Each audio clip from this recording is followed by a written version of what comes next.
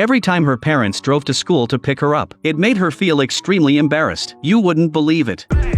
Not only did they drive an old pickup truck, but they also always turned the stereo up to full volume, as if it were a mobile karaoke bar. Her classmates would stare at them strangely. The girl quickly got into the car and turned down the volume, but her father would turn it back up again. However, he didn't do this to embarrass his daughter, but because both he and his wife were congenitally deaf. Their hearing isn't very sensitive. Seeing her classmates staring at them, the girl nervously pulled up her collar. But that wasn't the most embarrassing part for her. Her father once used profanity during a meeting, and had Ruby stand up to speak for him. Suck my dick! Not only that, but even when her father went to see a urologist, Ruby had to accompany him and act as a translator to describe his embarrassing symptoms. Ruby quickly interrupted her father, saying the doctor already understood his condition. The doctor advised her parents to pay attention to hygiene. Ruby's parents and older brother are all deaf and mute, but God had given her a special blessing, making her the only able-bodied person in the family. However, the cost of this blessing is immense. The family relies on fishing to make a living, and to help her parents go out to sea to fish, Ruby set her alarm for 3 a.m. The reason she went out to sea with them was because only she could use the radio, so their boat could be approved to go fishing. Even selling the fish had to be done by her. Ruby supported the entire family on her own. The morning's hustle and bustle left her exhausted. She didn't even have time to eat breakfast before rushing to school. Though life was tough and bitter, Ruby never complained. Sadly, there was no amendment to protect the right to nap. Ruby learned. Nap, Ruby.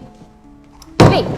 She had grown accustomed to her classmates' mockery, but deep down she felt deeply insecure. Ruby had secretly harbored feelings for a boy named Miles, but she lacked the courage to confess her feelings. To spend more time with Miles, when selecting elective courses, Ruby secretly enrolled in the choir with him. At that moment, she didn't know that this seemingly trivial decision would quietly change the course of her life. Because she had always been ostracized by her classmates, she made a fool of herself in the first class. To assess the students' voices, the teacher asked them to sing a line from Happy Birthday. The students showed off their skills in their own ways, singing Happy Birthday as if they were in the finals of The Voice. Happy birthday to you. Happy birthday To you.